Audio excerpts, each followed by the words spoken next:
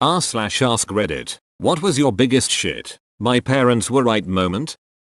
Not all your friends need to be forever friends. Some people are just desired to be your friend for that right time in your life.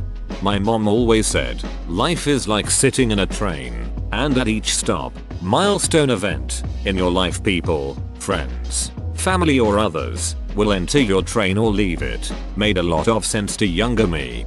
This is really good advice. My fiance suffers from depression and the last episode was about how hard it is to make friends after college where you spend every waking moment with close friends. He's convinced that all relationships after that are meaningless because you only see each other occasionally and talk about superficial things. I tried to tell him that just because you see other people less doesn't make that friendship any less meaningful. I might steal your mom's advice.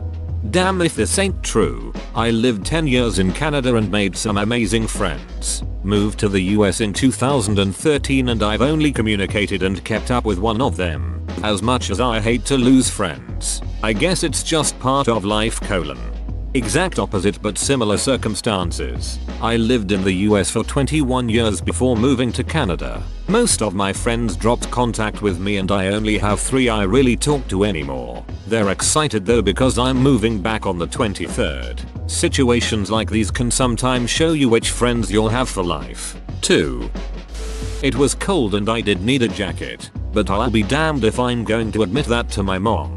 Either I walk out of my mom's house looking like a marshmallow, or I freeze to death out of sheer principle. There is no middle ground.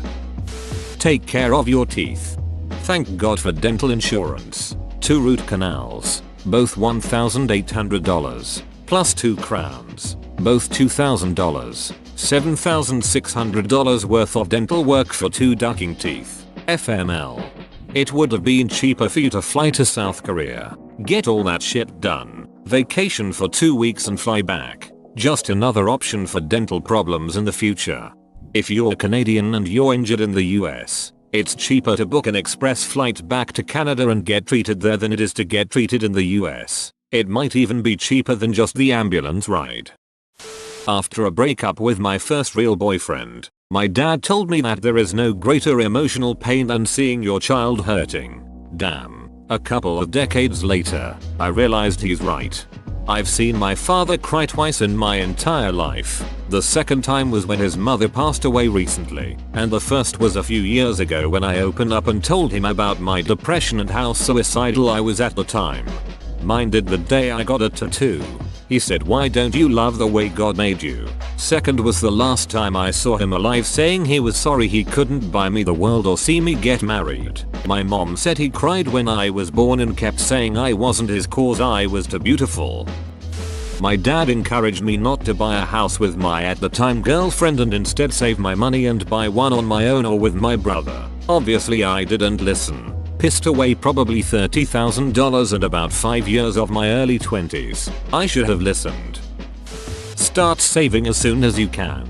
You don't have as much money as you think you do. Told me that when I had a part-time job whilst living at home. Thought I was loaded until I moved out and realized how expensive life is. Yep. Take the amount of money you think you need to live on your own, then double it to get the real amount. My grandmother didn't like my boyfriend, said he was lazy, arrogant, and using me. A couple of months after college when I'm making him wake up after partying all night so I can drive him to work on time, I realized, shit, she's right. Are you my daughter, mom? My mother's grandma wasn't fond of my dad. He acted like a perfectly kind lad, but there was something about his manner that ticked her off. My dad isn't a totally horrible husband, but he was a functional alcoholic and did several horrible things to my mother. I sometimes remind her that she should have listened to her elders, not that I listened to her. Time flies faster than you think. Yep, I turned 28 this week. My youth is almost over. WTF happened? I read once that your life and how long it feels consists of the number of memories you have. Therefore if you do the same routine every day for years, you've created one memory. On the other hand, if you do many new and different things every day you create more memories, thus a longer life.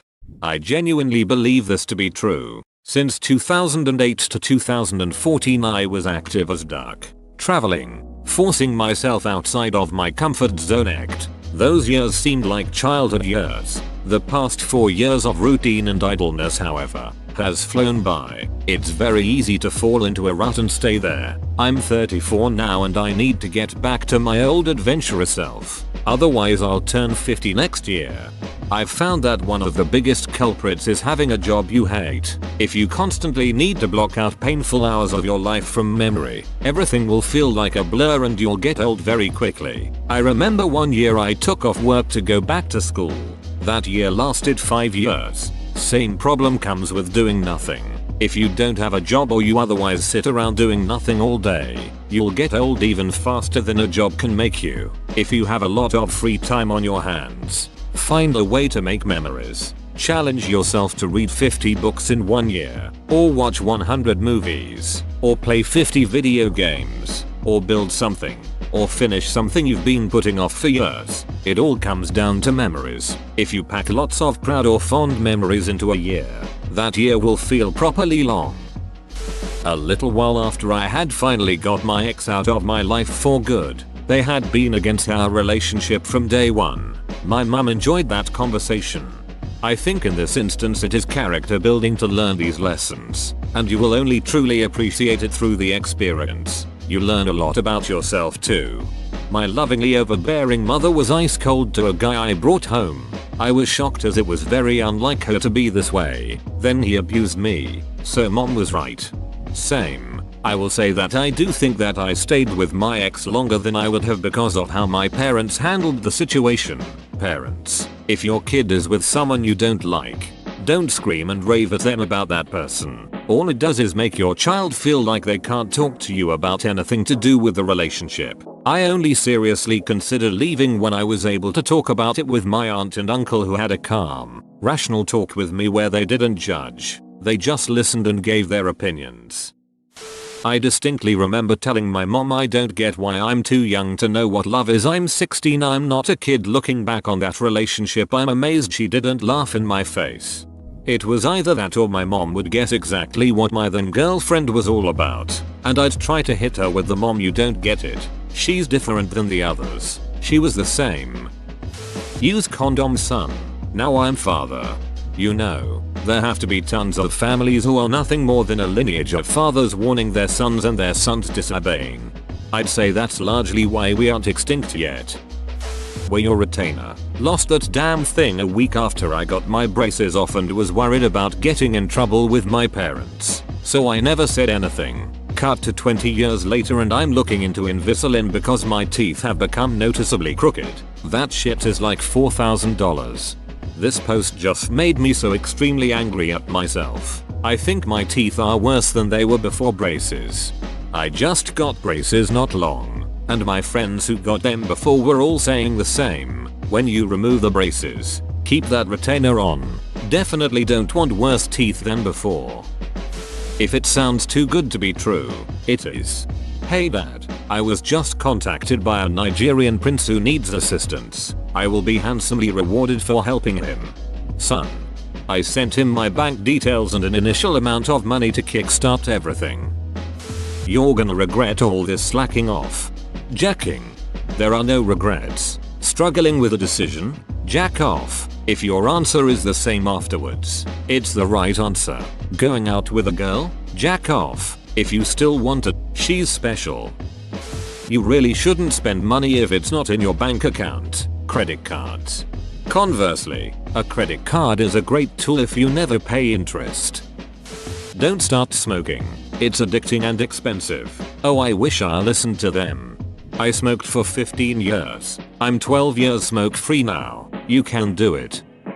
There will come a day when I wish I can take afternoon naps every day.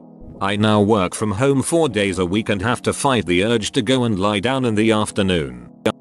When they warned me how easy it is to stay in a comfortable situation rather than the right one, I wasted a lot of time because I was cozy with the routine. Then I looked up and realized I had spent 3 years being comfortable. That goes double for a career. I had a safe, comfortable job all through my 20s that got me nowhere. I'm 10 years behind all my friends, but it was a really fun 20s. As a kid, I was always fascinated, obsessed, even with being an adult, being college educated, living on my own, making my own money, etc. My parents always told me, don't wish your life away. Adult life isn't as easy and fun as it looks. I've since learned that is a severe understatement.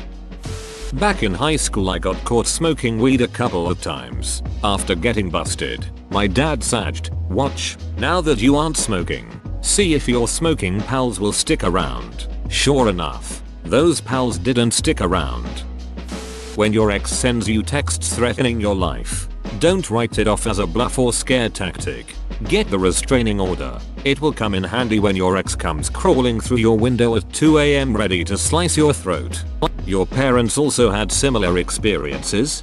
No, but I think I was being naive when their life experiences had taught them to take such things more seriously. Now every time I see a murder/suicide BFGF husband-wife situation I thank the heavens my parents were on me about protecting myself.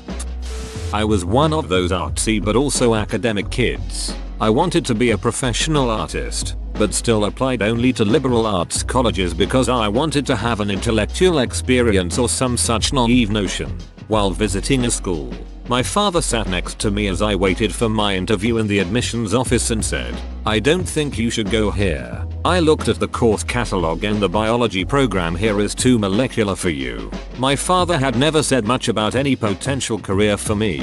Both my parents had their own lives and just had a whatever makes you happy attitude. It was a total non sequitur for me and, of course, I completely blew him off. He never mentioned anything like it again. I did pursue my art career and after 2 years I left my liberal arts college to go to art school. However, I returned to the original school after realizing I would need a real job to support myself while I made my art, likely in an art gallery. Returning started an odd cascade of events that eventually landed me, 10 years later, starting my PhD in evolutionary biology. 15 years later I am, indeed, an evolutionary biologist with a good career and I do think of this as my calling.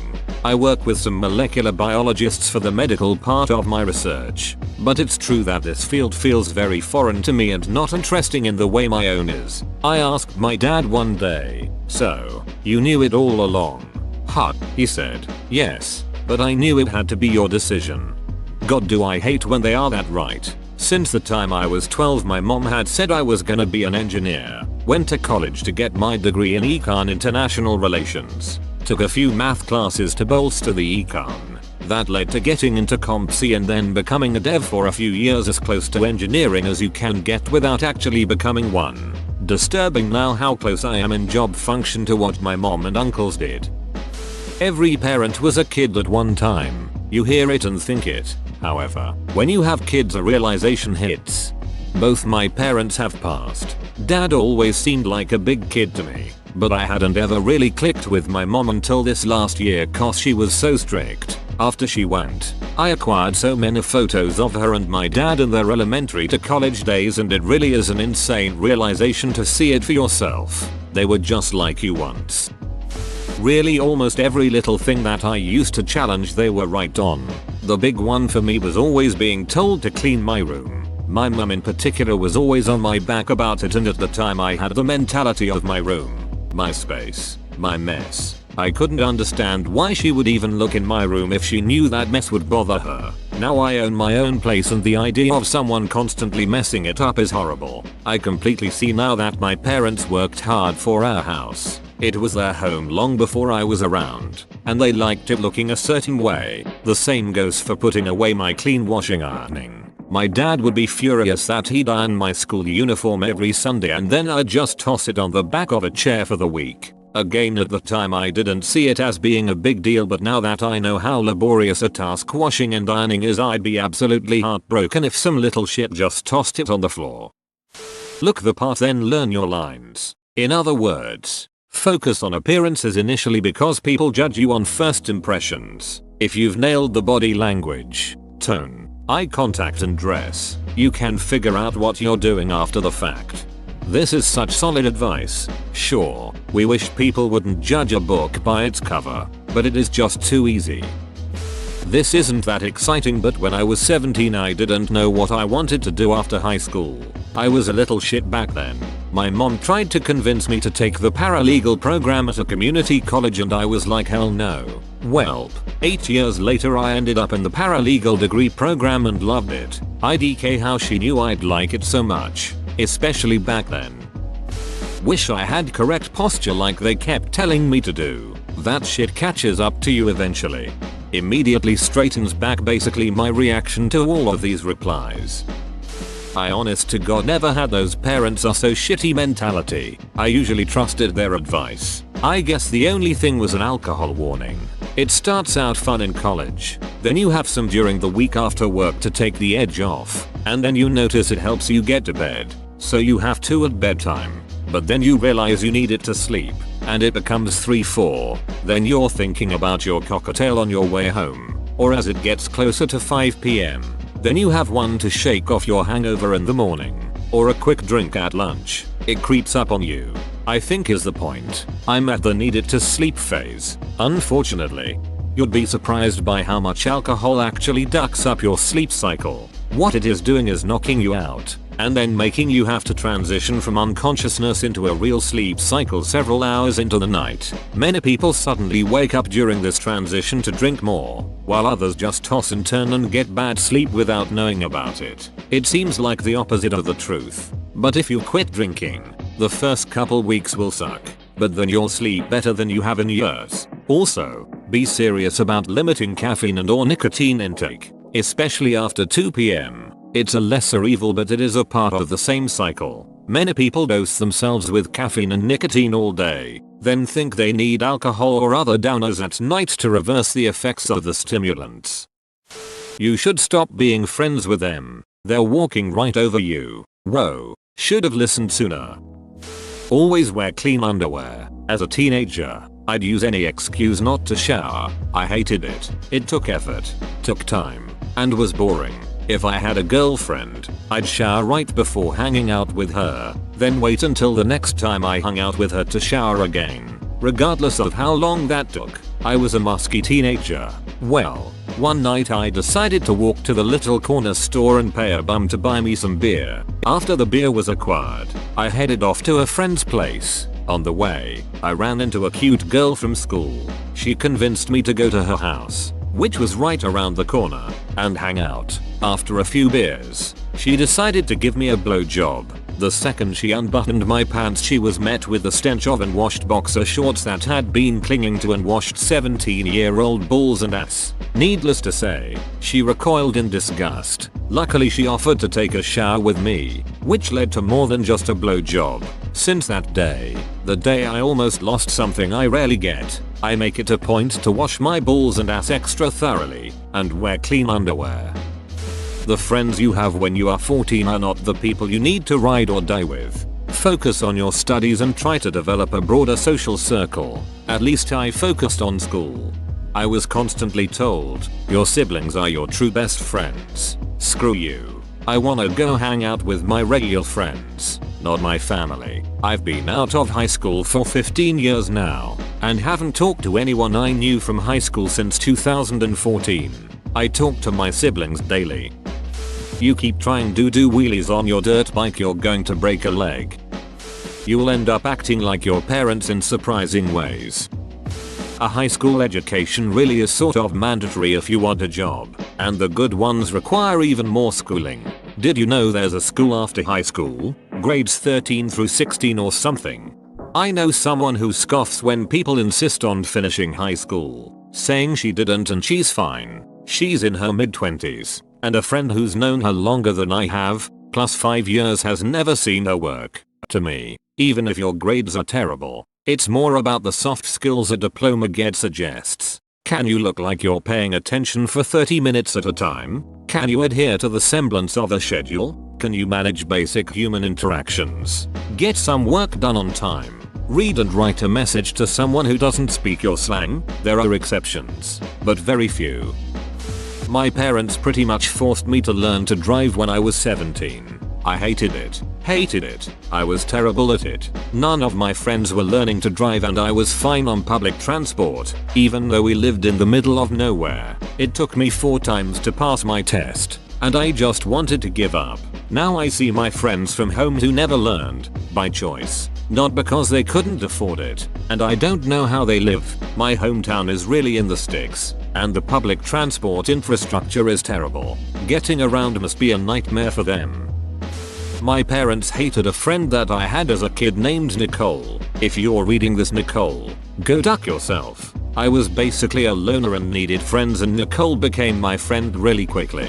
But my parents literally hated her and I never understood why. Long story short, she basically blackmailed me on MSN and pretended to be some guy from our class. She and some other people also left me alone in the mall the first time I went, and I was so terrified because I was so unfamiliar with it. And then she also stole a shit ton of stuff from me, and obviously I found out way too late. I deleted her from all my social media and blocked her, and she still found a way to contact me. Ducky Beach, my parents were right about you all along.